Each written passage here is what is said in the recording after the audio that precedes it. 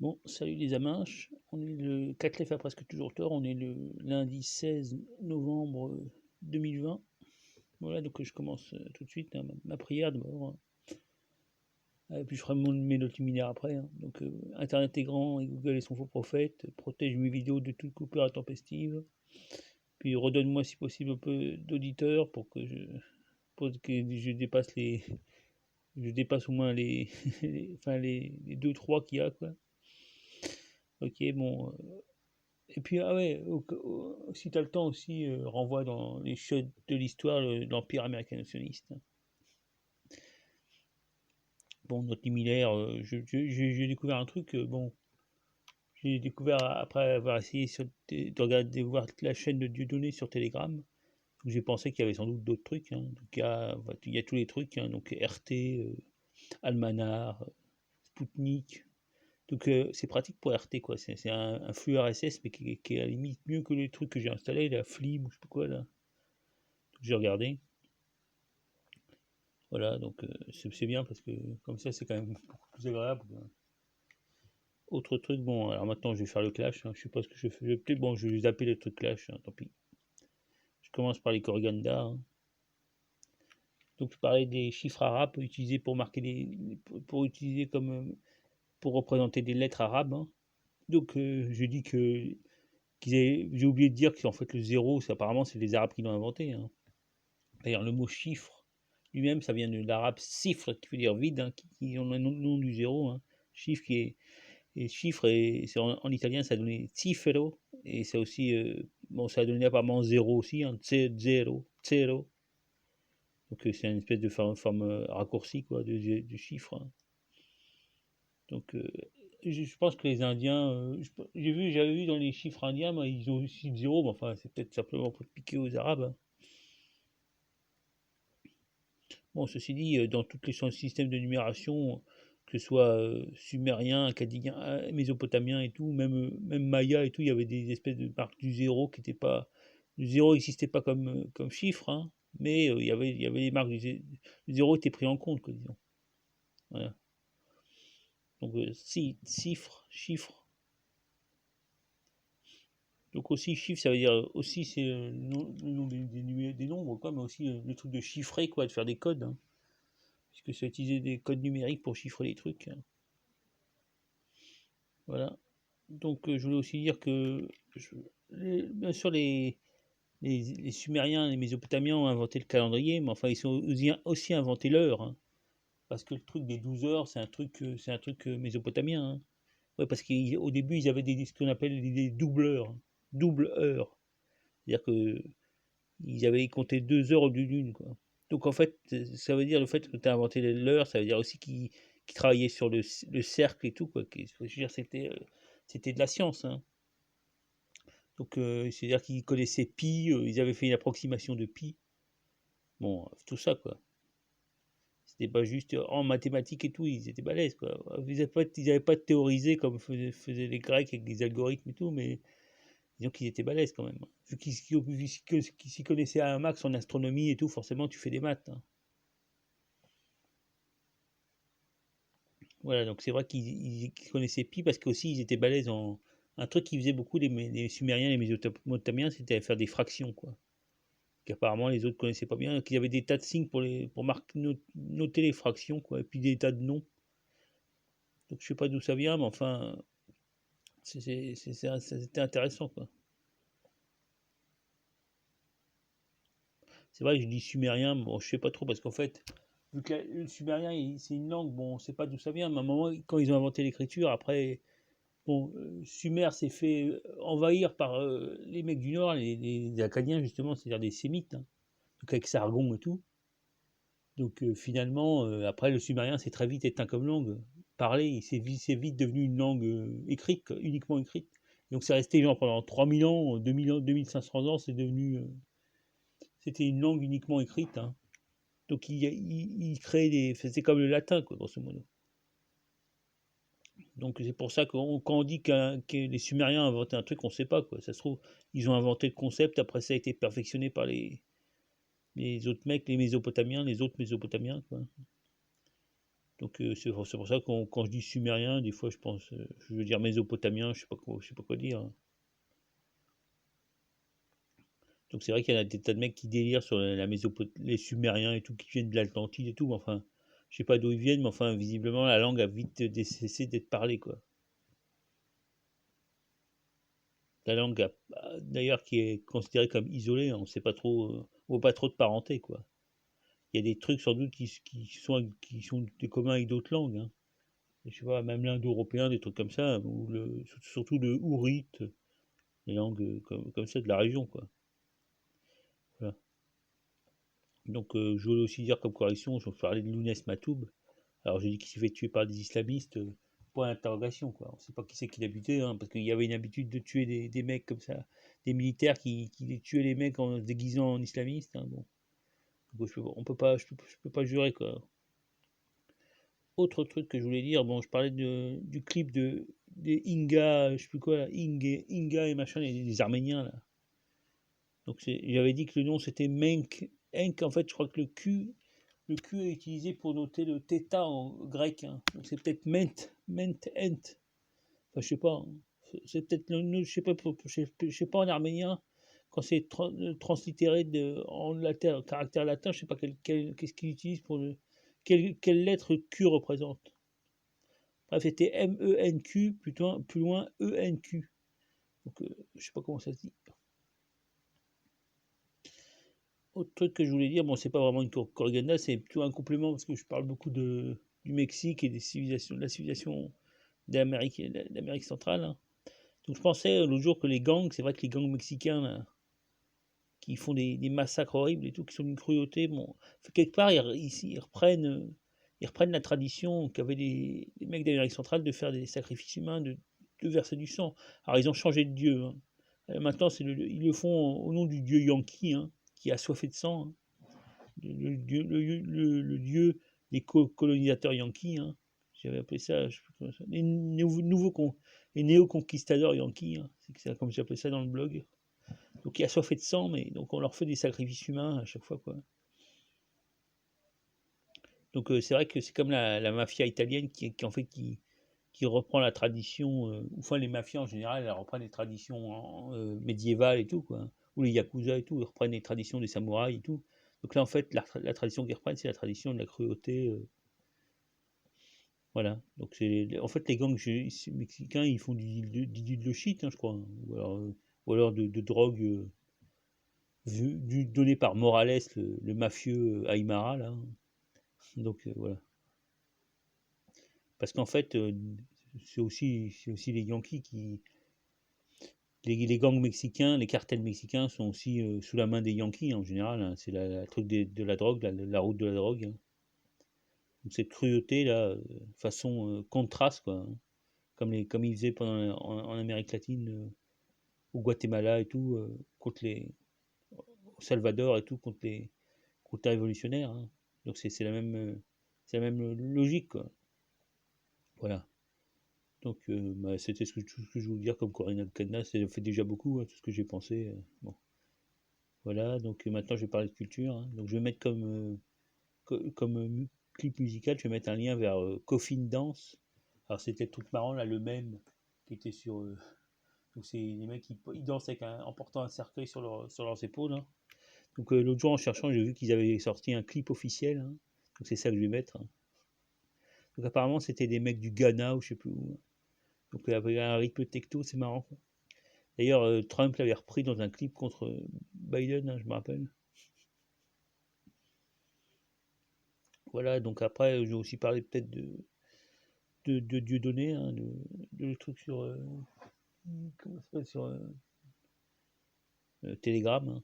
Donc il a changé, il a sorti une nouvelle vidéo, alors je vois toujours les titres, hein, je vois pas ce qu'il y a de contenu. Donc un truc sur Mélenchon apparemment, parce que Mélenchon a dit qu'il serait candidat quand il y aurait 150 000 signatures, hein. Donc déjà sur France Inter, il s'était foutu de sa gueule. Donc ok, bah, donc apparemment il y a aussi ce soir bah, il doit être en train de faire un spectacle en direct. Je sais plus son ancien spectacle, hein. Autre truc, bon, il faut aussi sa dernière vidéo, c'est sur Donc, je vais peut-être en parler un peu sur leur truc hold up là. Ouais, j'en reparle un peu plus tard. J'ai fait, j'ai recherché un peu parce que j'ai cherché un peu qui c'était le mec qui le faisait et tout, quoi. Donc c'est vrai que comme j'ai dit, Telegram, j'ai trouvé des tas de trucs, hein. J'ai trouvé des tas de chaînes et tout, Almanar, Presse TV. Alors Presse TV, c'est un peu, ça tombe un peu en désuétude, hein. Je sais pas, il y a pas beaucoup d'actualité. Information Clearinghouse, le truc antisioniste là, de Tom Philly là, un frangin, hein, Tom Philly. Et puis EER aussi. Donc puis RT France, donc faut chercher Russia Today, hein, pas RT pour trouver. Puis je sais plus Spoutnik, quoi. Enfin bref, le truc habituel. C'est bien comme, franchement, c'est bien comme lecteur RSS, hein. Voilà, donc je vais peut-être aussi parler de, parce qu'à un moment l'autre jour je parlais de ma perception des cycles et de ce que disait Tréfingui et tout. Donc je voulais dire quand même que je pensais là que c'est vrai que Gematrie, le truc d'utiliser les nombres comme la numéromancie, quoi, enfin numérologie, hein, c'est ça. Donc c'est en fait c'est un emprunt, le mot guématrie, j'avais vu dans le. Ah, je trouve pas les mots, putain. Ça, c'est la myéline, ça, putain. Donc ouais, j'ai vu dans un dico de mandéen, hein, étymologique du mandéen, qui est un espèce de dialecte araméen, hein. Vous parlez au sud dans l'ancienne Sumer, hein, au sud de l'Irak. Voilà, maintenant c'est tous des pro-yankees et tout, bon, bref, on n'en parle pas, mais bon. Donc les mandéens, dans le dictionnaire des mandéens, il y a le mot gematria, hein, qui apparemment est emprunté au grec géométrie, quoi. Géométria. Donc ça vient de là, quoi. Alors que, bon, a priori, ça n'a rien à voir, mais bon, apparemment, apparemment c'était le même mot, quoi, c'est emprunté. C'est vrai que ça me semblait un peu bizarre comme mot, gématrie, mais bon. Donc c'est emprunté en araméen. Sans doute aussi, j'ai vu en mandéen, mais c'est vrai que j'ai vu en. C'est vrai que parce que le dictionnaire mandéen, il utilise des caractères latins, quoi. C'est plus pratique. Sans doute en syriaque et tout, hein. Voilà. Donc maintenant, je vais parler de science. Alors, il y a un nouveau truc dans Ça se passe là-haut. Alors, un nouveau terme, hein. Donc, c'est kilonova. Donc, c'est une nova, pas une supernova, une nova toute simple, qui est 1000 fois plus forte qu'une nova. Donc, kilonova, 1000 fois plus forte qu'une nova. Donc, qui est liée, apparemment, le kilonova serait lié au produit de la collision entre étoiles à neutrons, hein. Donc, ça donne en général, enfin, ça peut donner un trou noir, quoi, ou un magnétar, je sais pas quoi, enfin bref. Pour ce qui est des termes techniques, donc j'avais pensé que c'est vrai qu'il y a un super lexique, mais il est peut-être un peu vieilli maintenant. Donc ça s'appelle Level 5, je le mettrai en lien, hein, dans la description. Et puis j'avais pensé à un autre concept, c'est vrai qu'on disait que juste après, à peu près, après le Big Bang, il y avait des trucs qui s'appelaient des espèces de trous noirs spontanés, quoi. Sans accrétion de matière, hein, donc la matière était assez dense pour qu'il y ait des trous noirs. Juste avec dans un nuage de gaz, quoi. Mais qui n'était pas en train de former une étoile ou un truc comme ça, quoi. Donc c'est un concept intéressant, trou noir spontané. Donc voilà, kilonova, trou noir spontané, et puis bon, level 5, un glossaire d'astronomie, en anglais, hein, mais qui est pas mal, hein, avec des schémas et tout. Mais donc c'est vrai qu'il est peut-être vieilli, hein, je sais pas quand il date, parce que ça fait vachement longtemps que je l'avais en lien, quoi. Voilà, donc maintenant, informatique, hein. Donc j'ai téléchargé une nouvelle application parce que j'avais besoin de modifier un fichier texte, hein, c'est tout con, hein, mais bon, enfin d'utiliser rechercher, remplacer sur un fichier texte, alors je trouvais ça nulle part, quoi. Sur Word et tout, il y a pour tout ça, donc j'ai trouvé une application. Il y a une application pour ça, quoi. Donc ça s'appelle un super logiciel qui s'appelle Old School Editor. Voilà, donc c'est pas mal. Donc vous cherchez sur le Google Play là, Old School Editor, donc je le mettrai en lien. Bon, j'espère que ça va pas couper, hein. Bah, c'est vrai que non, c'est branché là, Internet. Enfin, le transfo de la tablette, c'est branché, donc normalement ça va pas couper. Voilà, donc autre truc, j'ai vu que enfin ça c'est de la culture, c'est vrai que je me suis gouré dans le brique. Donc sur l'application Noob, là, j'ai vu qu'il y avait il sortait un jeu de plateau qui s'appelle Reflet d'acide, au pluriel acide. Donc c'était un lien vers un site de leur espèce de boutique qui s'appelle PGM Stuff, PGM STU2F. Donc ils vendent des trucs là, des goodies comme on dit, enfin des trucs liés à nous quoi, ou à d'autres séries genre nous quoi. Voilà. Donc maintenant je vais passer peut-être bon 15 minutes ça va, donc ouais, je surveille l'heure en même temps. Donc je vais passer au web, l'actualité web, c'est-à-dire grosso modo les chaînes YouTube et tout comme ça. Hein. Donc alors ah ouais, il y a des trucs entre autres conneries qui disaient très fingui là. Donc, il y avait des trucs intéressants qu'il disait. Il disait par exemple que le fait de crever un œil, bon c'est évident, c'est vrai, le fait de crever un œil au gilet jaune, c'était un geste satanique. De même, il disait que même le fait de porter un masque, c'est un truc satanique aussi, hein, qui est dans les cérémonies sataniques. Donc ouais, bon, je dis pas que c'est vrai ou c'est faux, je dis que c'est intéressant quoi. D'autre part, il disait un autre truc, il disait que Macron et les Le Pen étaient liés étaient cousins d'un point de vue familial. Hein. Il était appartenait à la famille noble des Briennes. Je sais pas s'il n'a pas confondu. Il parlait du canal, mais c'est le canal de Briard, pas de Brienne. Enfin, je sais pas, bref. Il disait que c'était des Briennes, c'était des nobles qui s'étaient défroqués, quoi, embourgeoisés, des traîtres. Hein. Bon, toujours à propos de Tréfingui, donc j'ai vu qu'en fait, c'était pas Colbert, C-O-L-B-E-R-T, hein, c'est Kolber, c'est un nom déjà d'origine germanique, K-O-L-B-E-R. Alors, je sais pas d'où ça vient. Hein. Donc, apparemment, c'était le nom de son amant, je sais pas quoi. Enfin, bref, il y a des bruits bizarres qui circulent sur lui. Hein. Il y a des tas de vidéos où des mecs disent qu'il est complètement taré et tout, je sais pas, je m'en fous. En tout cas, des fois, il dit des trucs pas inintéressants, quoi. Enfin, des trucs que j'apprends, donc j'aime bien apprendre des nouveaux trucs, quoi, des concepts que j'ai pas entendus et tout. Bon, c'est vrai que maintenant, par exemple, Soral, on apprend plus beaucoup de trucs, hein. On a toujours, donc il fait de la politique et tout. Alors,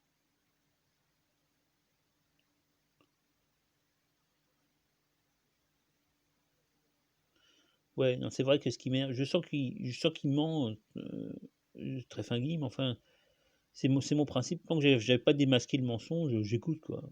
Je faisais pareil avec les sionards sur LBS, là, bon, on s'exprime et tout. Je doute, et j'essaye de pouvoir les coincer, quoi. Donc là, pour l'instant, j'ai pas trouvé. Alors, je dis pas qu'il n'y a pas des talk chelous, mais pour l'instant, j'ai pas trouvé une façon de montrer qu'il mentait hontément, quoi. Bon, alors maintenant, je vais peut-être parler, parce que j'en parlais de la vidéo qu'a fait Dieudonné avec, sur Hold Up, le reportage, là. Donc, j'ai vu je sais plus où, j'avais vu sur un reportage. Bah, j'avais cherché sur YouTube, hein. Donc, il y avait un truc qui parlait un peu du mec de Hold Up. Donc, c'est un mec qui s'appelle. Donc, ça a été fait apparemment par crowdfunding, hein, sur Ulule. Donc, ils ont eu, je sais pas, 100 000 euros de trucs, donc ils se sont remboursés, quoi. Donc, c'est le gars qui le fait, c'est un mec qui est un journaliste qui s'appelle Pierre Barnerias Desplat, donc un mec d'origine auvergnate, hein, un catho. Hein. Il a interviewé le pape et tout. Bon, il a fait des trucs à Thalassa et tout, mais bon. Donc, c'est à un moment, il a viré. Alors, il y a eu un accident grave à un moment, donc c'est peut-être ça, ça fait un truc mystique. Hein. Souvent, ça arrive. Hein. Quand tu vois la mort ou un truc comme ça, après, tu dis Dieu m'a sauvé, donc voilà, donc après t'as des trucs mystiques. Je sais pas si c'est comme ça avant, donc maintenant il est catho et tout. Donc il est catho tendance complotiste. Hein. Donc il a fait des trucs aussi contre pour la manif pour tous, trucs comme ça quoi. Puis il a l'air s'intéresser à la mort imminente là, la N2 comme on l'appelle. Hein. Donc ça c'est sans doute lié à son accident. Hein. Puis il y a une fille qui a la sclérose en plaques. Bon, enfin, bref, c'est ce que j'ai vu sur Wikipédia ça. Hein. Je ne sais pas beaucoup plus. Hein. Donc c'est vrai que Soral parlait souvent à propos de Zemmour de la contre-publicité, la publicité négative. Enfin, grosso modo, c'est ce qu'ils sont en train de faire. Hein. C'est ce que les médias font à Hold Up. Hein. C'est un truc qu'on ne sait pas, sans doute hyper classique et tout. Ça ressemble à de la publicité négative. Quoi. La promotion, je ne sais plus quelle expression utiliser dans Soral. La promotion négative ou un truc comme ça. Donc clairement, c'est ça qu'ils font là. Ils nous disent que c'est horrible, c'est complotiste, mais allez le regarder. Voilà, donc voilà ce que je voulais dire. Maintenant, je vais parler un peu de politique. Hein. Après la revue de web, je vais parler de politique. Hein. Donc apparemment, ça commence à réchauffer au Sahara occidental. Donc Stratégica 51 a fait une analyse intéressante. Il dit que c'est lié à ce qui s'est passé au Karabakh là. Donc ils ont vu que ça a marché au Karabakh. Donc maintenant, il y a des conflits enterrés anciens qui se réveillent quoi. Donc il parlait du Sahara occidental. Hein. Donc, puisque même le Front Polisario apparemment a attaqué. Hein.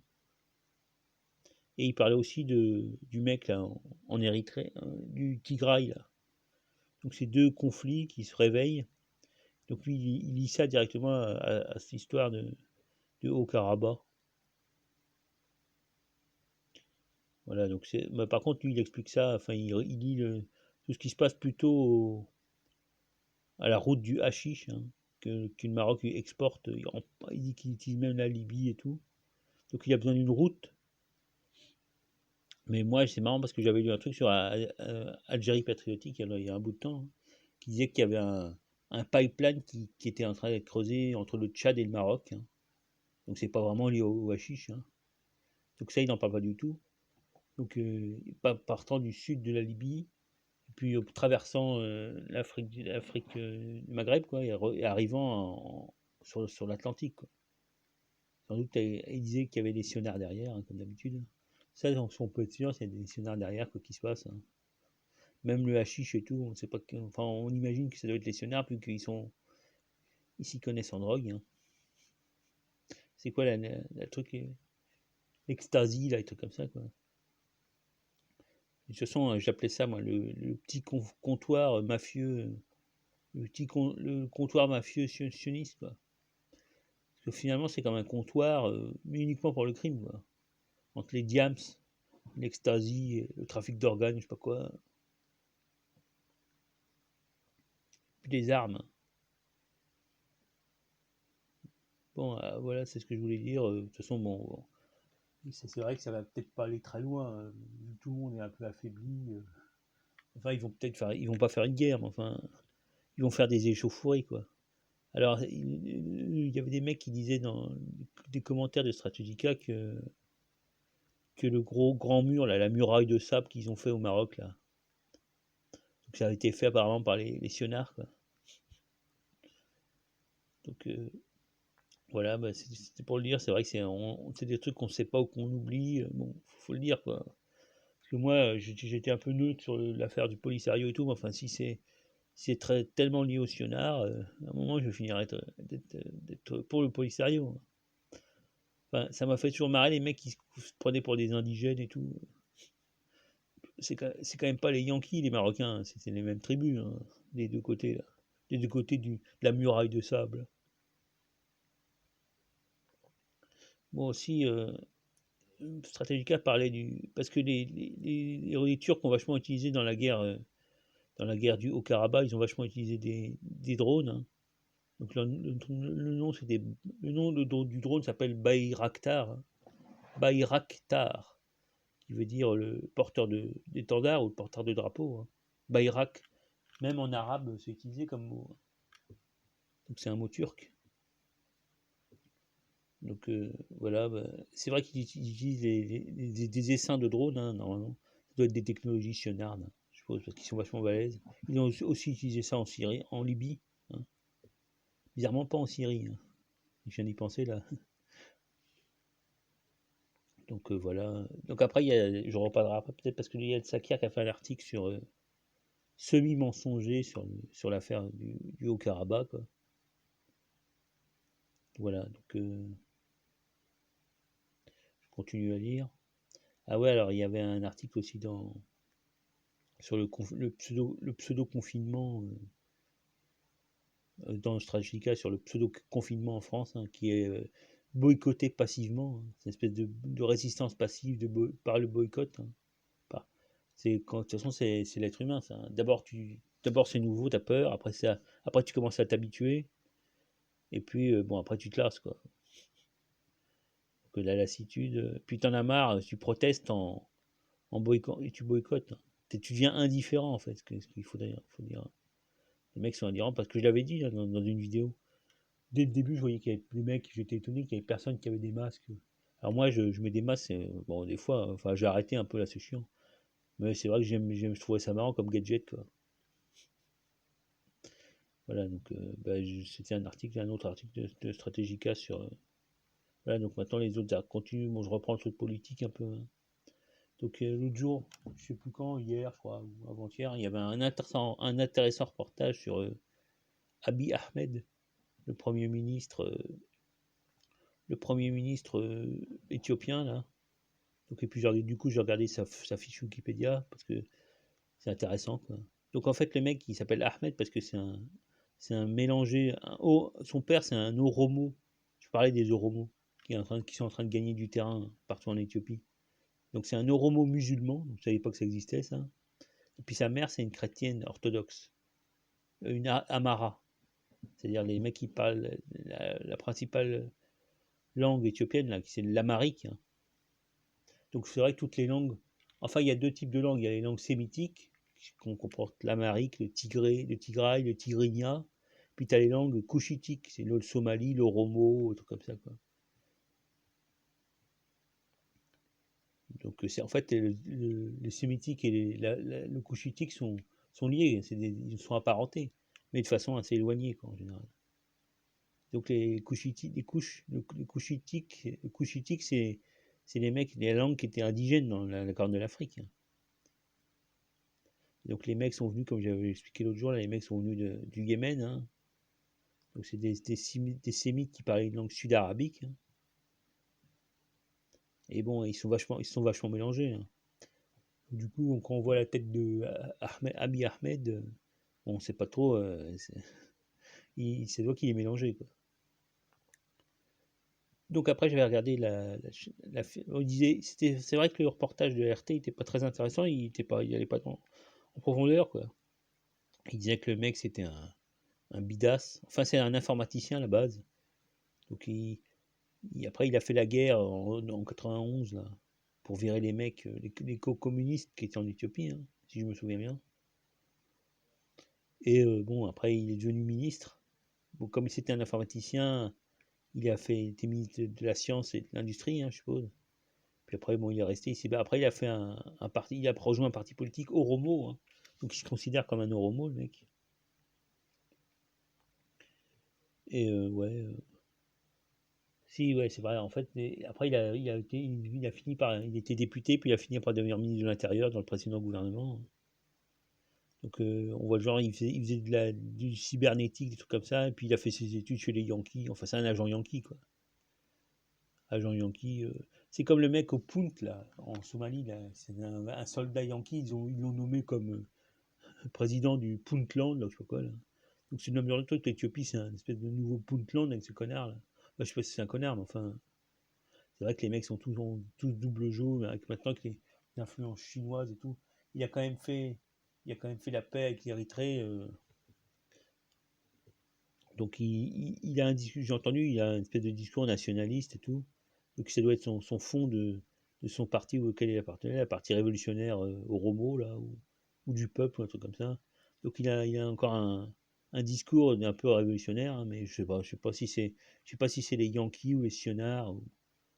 Je pense que c'est un peu les Yankees quoi.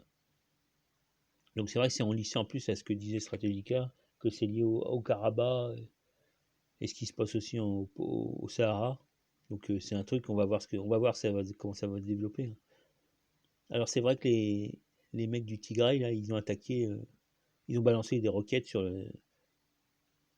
la capitale de l'Érythrée, justement, en accusant l'Érythrée d'aider l'armée éthiopienne, hein, en les laissant passer sur leur territoire. De toute façon, quand le mec il a fait la paix avec l'Érythrée, il a dû faire des accords aussi, hein. Donc ils sont peut-être payés le Tigré.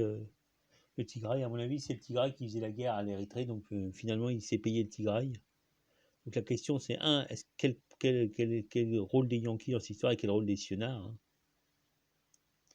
Donc comme je disais, de toute façon, c'est pas la Corne de l'Afrique, il y a tellement. Tout le monde, c'est comme à Djibouti, il y a tout le monde, il y a les Chinois, les Français, les Yankees, les sionistes. Enfin bref. Donc c'est un espèce de. C'est une espèce de mélange de toutes les puissances qui ont intérêt à contrôler la corne de l'Afrique et l'accès à la mer Rouge. Donc je sais pas qui c'est qui l'emporte finalement. Ça se trouve, ce mec-là, il dit qu'il est pro-Yankee et tout. Enfin, on a l'impression qu'il est pro-Yankee, mais enfin, il est pro-chinois et tout. Donc voilà. C'est vrai qu'en final, j'avais raison de parler d'Oromo et tout, parce que c'est vrai que les Oromo, notamment, ils sont en train de gagner dans la ville de Harar, qui est parlé, où parle le Harari. Donc c'est une langue apparemment plutôt, enfin une langue sémitique, apparentée à l'amharique et au tigraï et tout, mais qui est vachement arabisée, quoi. En plus d'être sémitique, elle est vachement arabisée. Donc parce que c'est les Arabes utilisaient ça comme un comptoir pour faire du business du café, hein.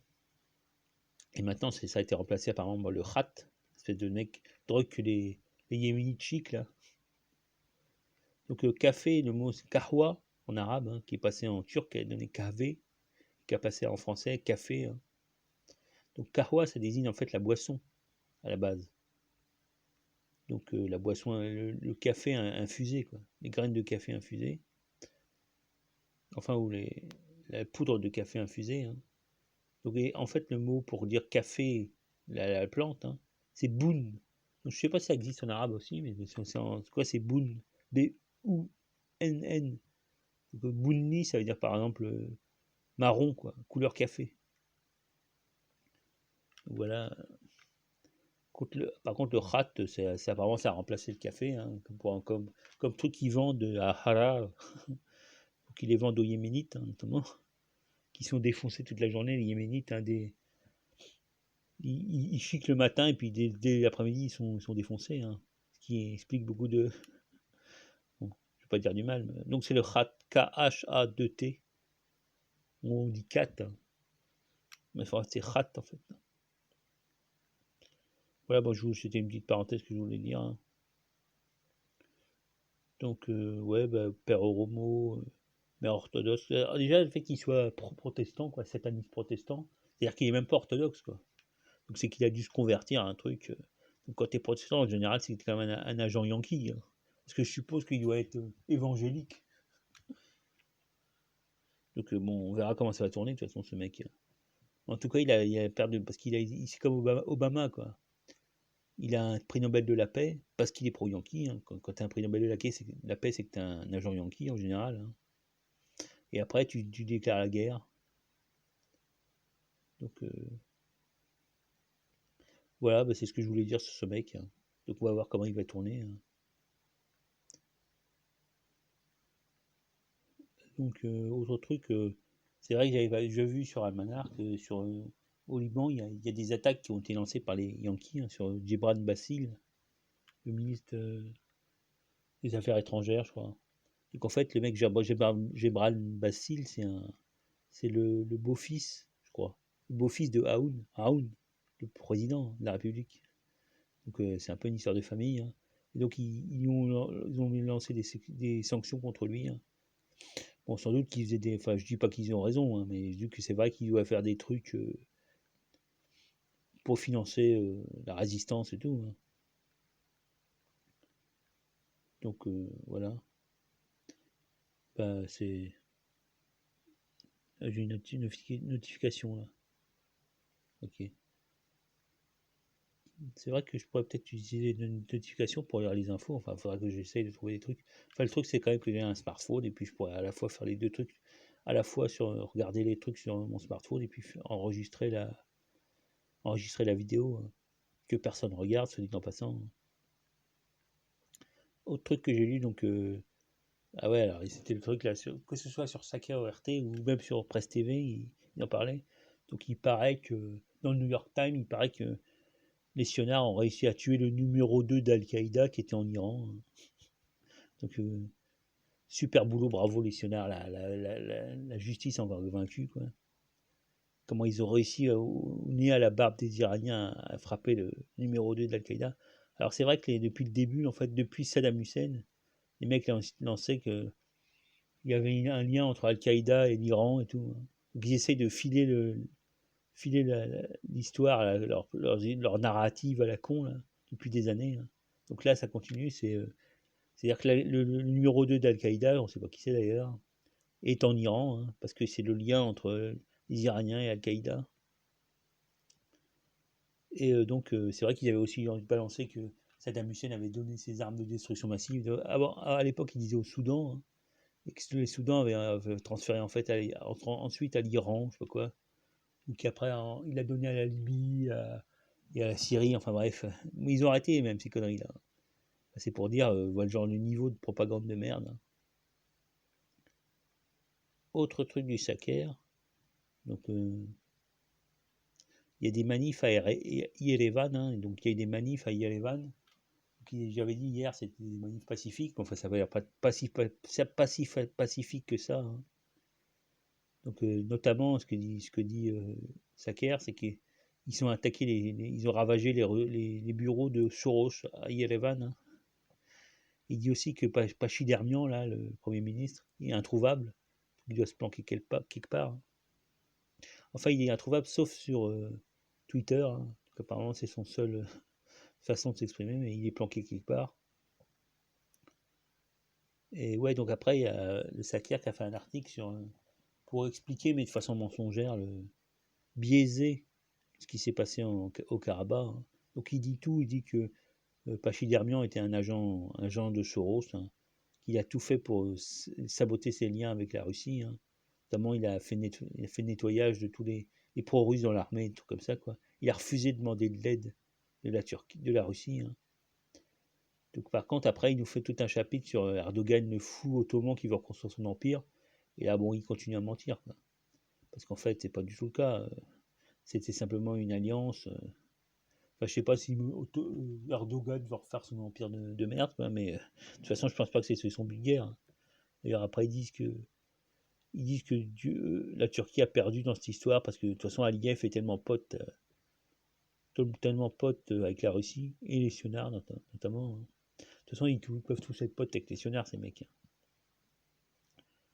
Donc, bah voilà, donc c'est un peu un article intéressant, enfin un chapitre intéressant où il invente tout ce qu'il raconte sur Erdogan, c'est de la propagande, hein, pour nous faire croire qu'Erdogan est un mec ambigu.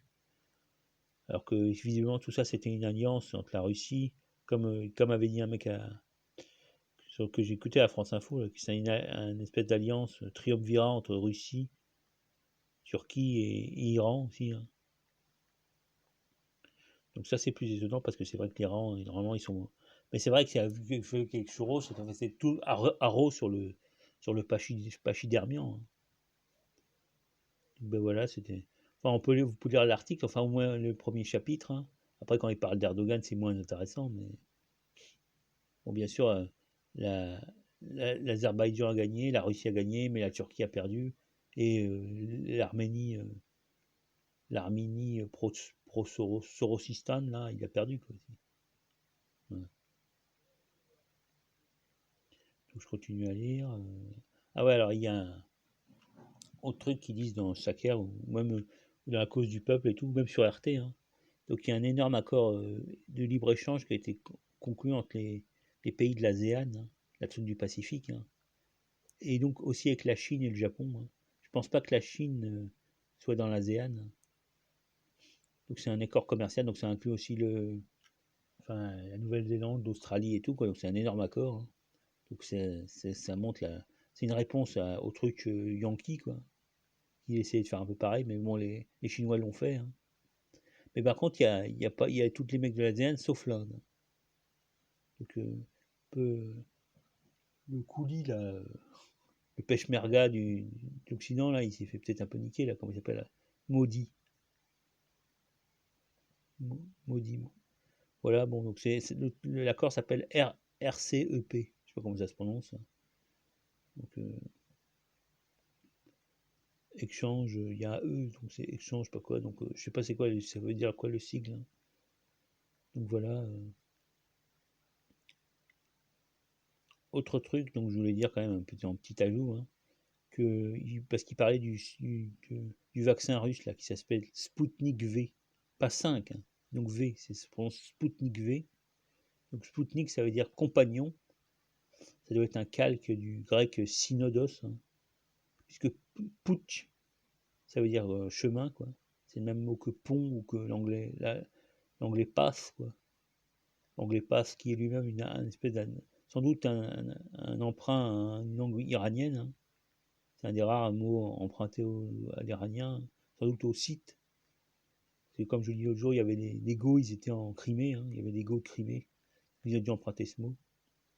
Donc Sputnik 5, Sputnik V, merde, pardon. Voilà, donc on remarque qu'on peut dire Sputnik 5, c'est marrant, quoi. Enfin, c'est V, je sais pas ce que ça veut dire. Bon, sinon, voilà, c'était une petite parenthèse sur le Sputnik, donc je sais pas quoi en penser. Il y en a bien sûr la propagande qui disent que c'est de la merde, et les Russes qui disent que c'est super, moi je sais pas. De toute façon, on verra qu'avec le temps, si ces trucs-là sont efficaces. Je suppose qu'il y a des mecs qui vont dire qu'en fait ça marche pas puisque le Covid n'existe pas, donc les vaccins n'existent pas. Enfin bref, les mecs sont un peu emmerdés. La propagande anti-vaccin est un peu emmerdée parce que non seulement ils accusent la 5G, donc la 5G c'est les Chinois. De l'autre côté, bon, si les Russes font des vaccins, ça sert à rien forcément puisque la Covid n'existe pas. Bon bah, qu'ils se débrouillent avec, hein, je m'en fous de toute façon. Je prends pas position, à la limite j'en ai rien à foutre. Tant que ça fait chier les Yankees. Bon, alors aussi, il y a, dans Almanar, donc Almanar que j'ai vu, il y avait un truc sur il y avait un article qui disait que il y avait un immunologiste là qui voyait un lien entre le Covid et la grippe espagnole. Donc je sais pas ce que ça veut dire, j'ai pas lu l'article, mais enfin c'est juste pour dire, quoi. Donc aussi RT parlait de, alors il y a pas que RT, mais enfin d'autres trucs, il disait qu'il y a une nouvelle présidente qui s'est fait élire en Moldavie, hein. Alors elle s'appelle Maya Sandu. La Moldavie, c'est un espèce de truc coupé de la Roumanie, hein, parce que les Russes avaient sans doute coupé un bout, quoi, comme ils ont fait justement avec le Haut-Karabakh et tout, hein. Donc la Moldavie, à pas confondre avec la Transnistrie, c'est un espèce de truc russe, quoi, une base russe, hein. C'est un petit bout de la Moldavie, quoi. Mais bon, donc la Moldavie, ils sont un peu. Donc la Maya Sandu, là, elle a battu Dodon, donc qui était le pro-russe, hein. Donc elle a l'air d'être pro-européenne, hein. On ne sait pas ce que ça donnera, hein. Bon, de toute façon, tout le monde s'en fout, hein.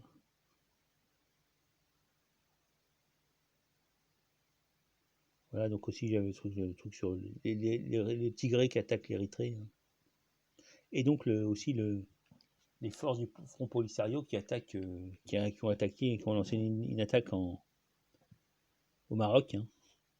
Donc ce que disait Stratégica 51, ils n'ont pas de force de toute façon, hein. Non seulement ils sont pas de force, mais tout le monde est dans la merde, hein. Donc peut-être que le Maroc compte se faire financer un peu par les Émirats Arabes Unis et tout. Mais bon, c'est vraiment des fric cachés, quoi.